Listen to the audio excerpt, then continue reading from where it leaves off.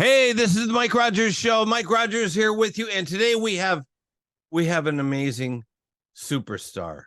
The guy. This is it. This is my last recording I will ever do because there's no dog. Shut up. There's no place above this. I'm interviewing the one, the only, Dana Countryman. Yay! Hey, Mike, how you doing? I can't believe we're meeting after all these years. I know, this is great. The magic of the internet. Yeah, I was gonna bring all those cool and strange magazines. I got like a stack like that. Yeah. I was gonna bring it from downstairs and I totally forgot. So excited. So yeah, well, that was a big part of my life. I met a lot of people, including you, through the magazine, and that was 20 years ago that actually the magazine stopped. Can you believe it? Wow, has it? It's been 20 years. I still have them all. I have them all. Oh, that's great. Should I go get them? No, that's okay. I've seen them before, but that's awesome.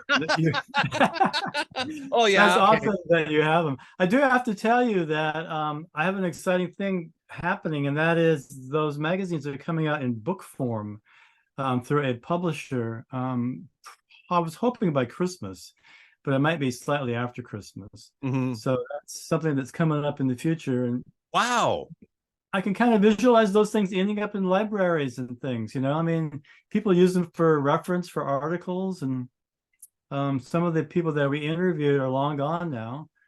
And so they're going to be all collated, like, the front of the magazine. That's volume 1's chapter 1. Well, they're actually the complete magazines in sequential order. Oh, all 28 issues. Yeah, it's something like, I don't know, 2,000 pages or something. It's a lot. But yeah, that's coming. When I first started, when I first bought that magazine, I can't even remember what the first one was, but I bought it, and I'm always careful about this sort of thing, because if I start collecting something like that, I won't stop. and I actually thought that when I bought the first magazine. I just thought, no, I'm just going to buy this one and check it out. This really looks interesting. And then I was hooked, and I bought them all. And that's happened. I did that with mostly Marvel comics like Hulk and Thor and stuff like that when I was a really little kid. But then when I got older, I did that with National Lampoon magazine, your magazine. And I also did that with a magazine called History of the Second World War. Okay. That had like 90 issues. Yeah. And it stopped. And then as it went towards the end, the final issues would be like $7 or $8 an issue. Yeah. And that kind of made me mad. Did you get your copies of the magazine, my magazine, through Tower Records? Actually, I don't. Because we had distribution in Tokyo. Are you in Tokyo? Yeah. Yeah, we had Tower Records all over the nation, all over the world, actually, in London and Paris and all those places. I think I about half of them from Tower Records. And then I thought to myself, I need to order, like, what do you call it, subscription, and order it, because if I don't, I'm going to wind up missing a magazine. I just know it. Yeah. So that's what I did. Yeah. So yeah, I sold the back issues for many years, and I finally turned them over to another company to handle that. Really? But a lot of those back issues are gone now. They're just out of print. Wow. So there's a lot of people that want to get this upcoming collection, but I wish I had it now, but there's a printing delay, but it'll be out. Well, before it comes out, let's have you on the show again if you want to. Oh, that'd be great.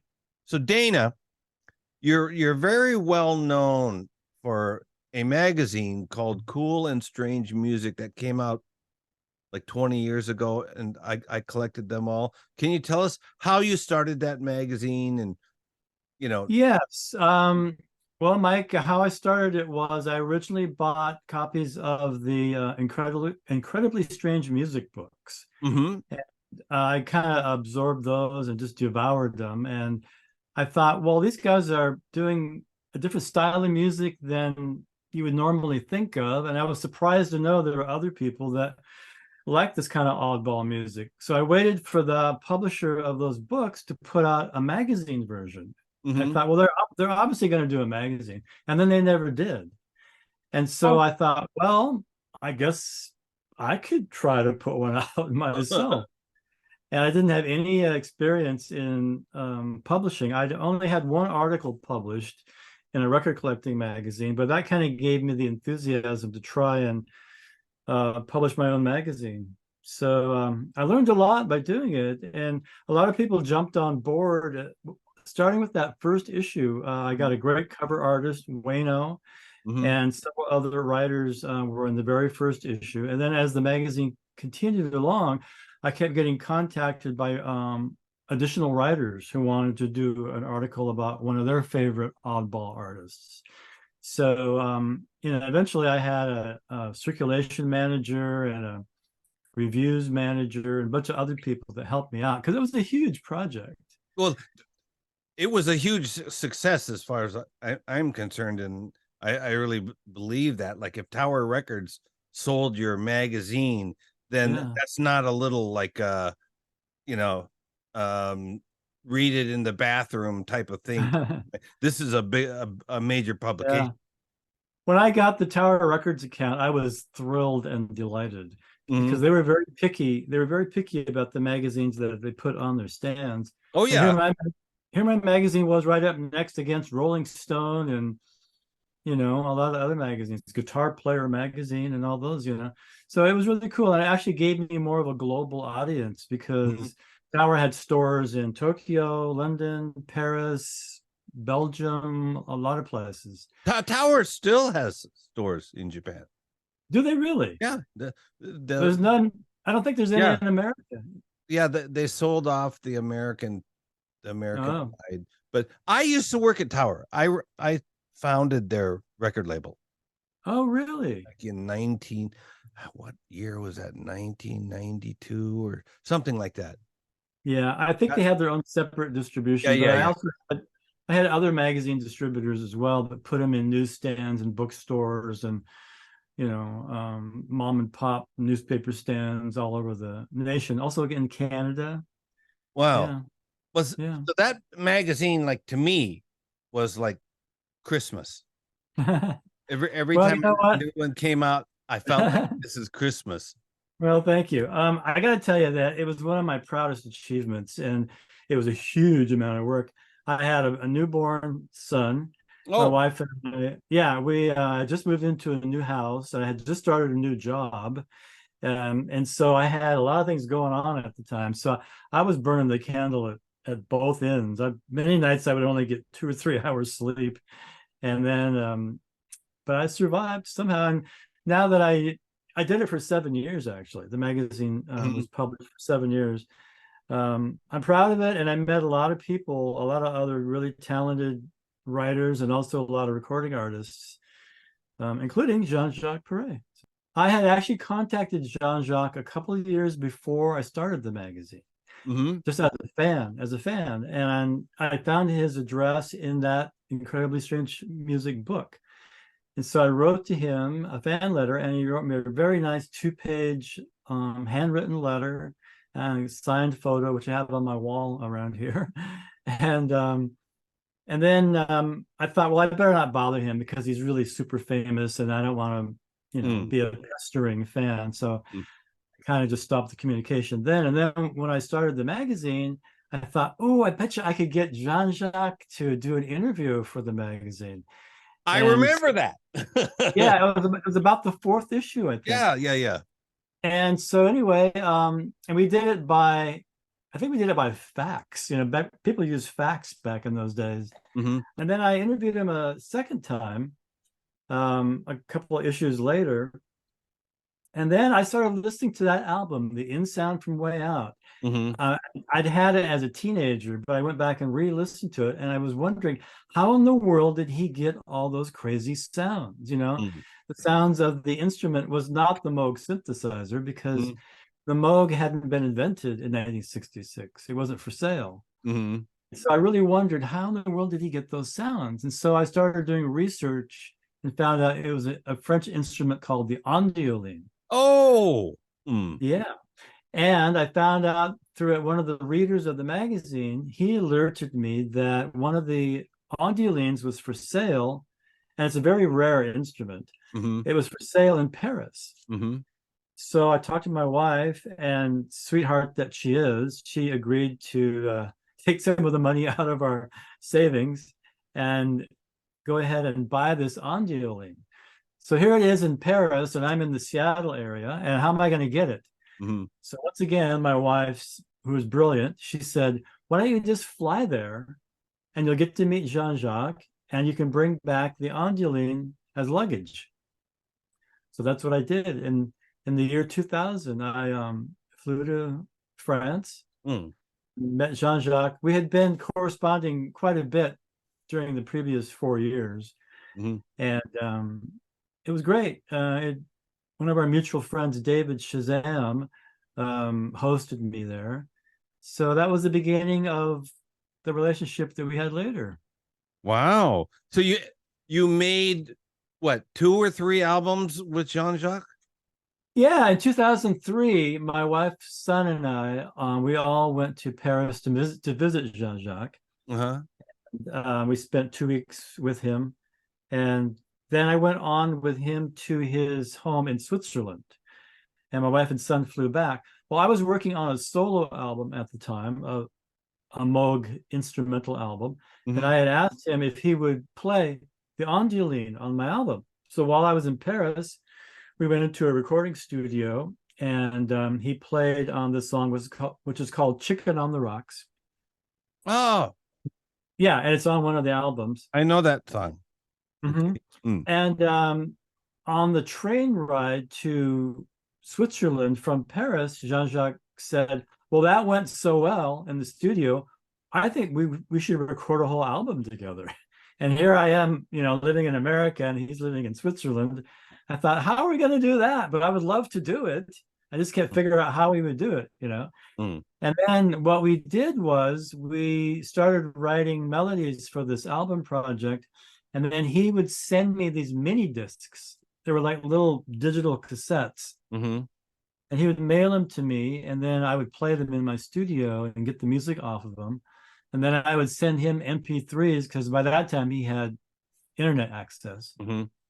And we would exchange our ideas back and forth that way. So that's kind of how that worked. But yeah, we got a recording contract from a label in Los Angeles called Oleo Records. And our first album was called The Happy Electropop Music Machine. Wow. On that album was that song, Chicken on the Rocks. And that song was later used on an episode of South Park, the TV show on comedy. Really? Yeah. It was used in the background, some of the music that they had for one of their episodes. What we did was we would send each other melodies that we were working on. Then back in my studio, I would find a way to put the melodies together. So maybe he wrote one section and I wrote the next section. So we collaborated on the melodies, long distance. And it worked. For some reason, our styles clicked. And I loved the things that he did, and he really liked the things that I did. And then I would work on the background tracks in Seattle. I had a drummer, and we would bring in the drummer for the session, and I would play a lot of the background instruments. And then Jean-Jacques flew in from Switzerland to Seattle. I picked him up at the airport, and we worked on our first album for 2 weeks in my studio. So then we played all of the lead instruments together. I actually had an onduline, because I told you about it already, and that was working. And so he played that a lot on the album. And I also had a big, massive synthesizer that reached all the way up to the ceiling, which I had purchased a little bit at a time.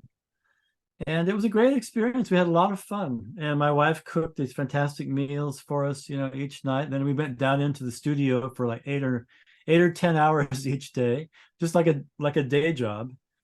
And then we did a little bit of touring. We actually did concerts in Seattle, San Francisco, Los Angeles. So wait, do you know Mr. Fab? I've heard the name. He told me he saw you and Jean-Jacques Perrey in Hollywood. Yes, that was a great show. We did a show at a club called the Knitting Factory. It had a really good turnout. I mean, we had a couple thousand people. It's a funny story about that. My son was about 8 years old at the time, and he was with us on that tour. And when we first started playing at that Hollywood show, all these people rushed towards the stage. Mm-hmm. And it was pretty exciting, you know, and we had a great response. I remember my son came up to me after the show and said, "Dad, are you a rock star?" And here we are, these two old guys up on stage, you know, and it just made me laugh, you know. He was so cute. I got, no, we're not rock stars, but I guess we have some fans. That's a good thing, you know. That's now my son plays in a rock band now. He's 27 years old. Really? Yeah. So you'll have to send me some of your son's songs too. Yeah. So, but I can play. My son's band is kind of, I call it kind of punk pop. Mm-hmm. You know, it's kind of like the Ramones meet Green Day or something like that. Well, that's fine for the what's called the Mike Rogers Show. That's what I call it. I think they've got EPs out, not a whole album, but I'll look into that for you. Okay, thanks. They would love to have some Japanese airplay. Oh yeah, so I'm on WFMU, you know this, cool. right? Yeah, and yeah. I'm also on LoveFM in Japan, and oh great. It's a strange setup. In Japan, there is no internet radio. Oh. So the Japanese stations, they broadcast on FM and then they broadcast on the internet, but it's blocked outside of Japan. Oh. So, and there's very few FM stations in this country. Like there's really? 38 million people living in Tokyo, and there's 5 FM stations. Wow. And they all play the same thing. And yeah, you can guess what that is. I think I read in your magazine, Hit Parade of Hell from somebody. Yeah, I'm not too crazy about the music today, but then again, I'm just this old guy. So what would you expect, you know? Yeah. So what projects do you have? Are you working on any projects now, Dana? Yes, I am. Well, I just finished an album of 1940s music. So since the magazine, I've put out, I think, about 13 albums. Hey. I've done 9 albums of 60s pop, all original songs. Mm-hmm. And I've gotten to work with a lot of cool people. I worked with Dick Hyman and oh man, I can't even think about people. Do you know the band Klaatu? Klaatu? Yes. I worked with 2 of the members of that. In fact, right now, today, I was recording parts for one of Terry Draper's albums that he's working on. He's one of the members of Klaatu. And I also worked with Dee Long, the guitarist from Klaatu. He's played on 9 of my albums. Wow. But usually the kind of music I could do is happy 60s pop. I'll send some to you and let you check it out. Okay. It's on Bandcamp under my name. And but the last album I did was 1940s style music, which is the music of my parents' era, and before I was born. And that was a really fun project. And then I did the Girlville album, which I think you might have played a couple cuts from. Yes, it was 1960s girl group sounds. Yes. Yeah.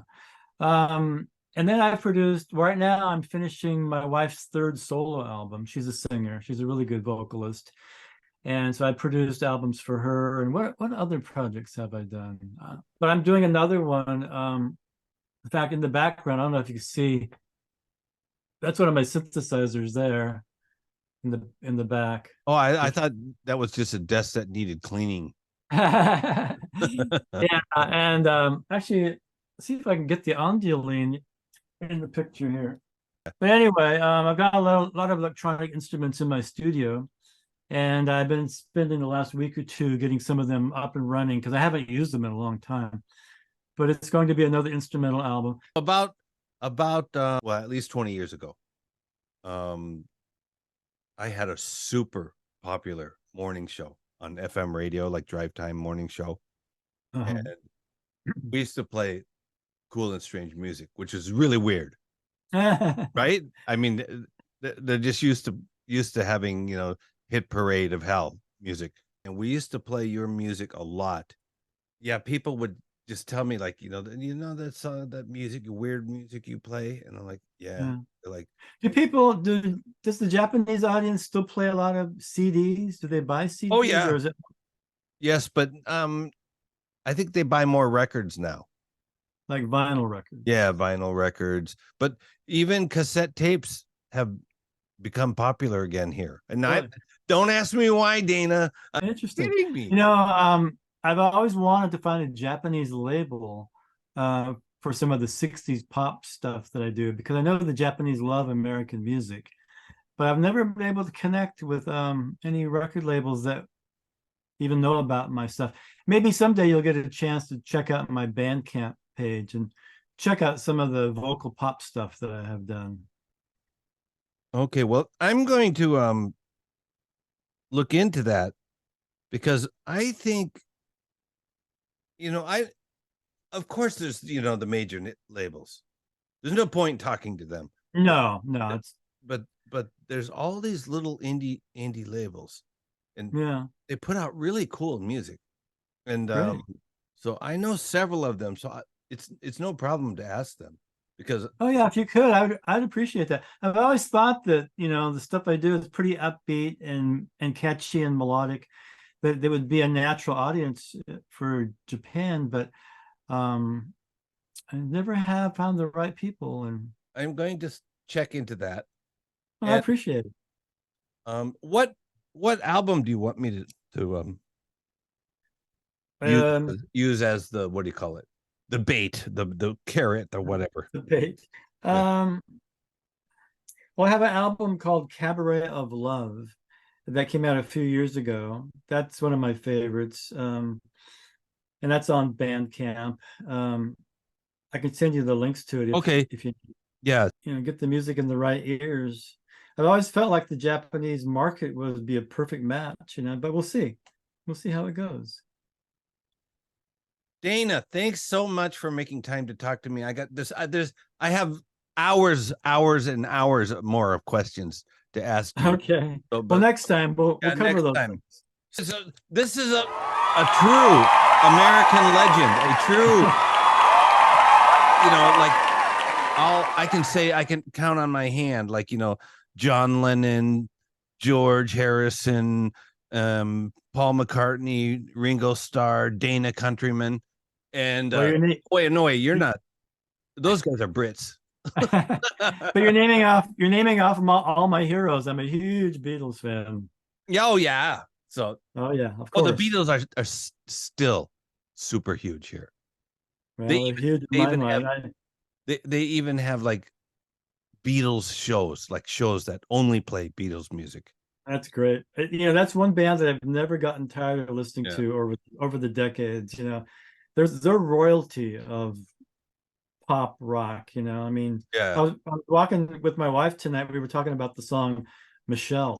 What an amazing song that is. And that's only one song out of their entire catalog. I co-wrote that song.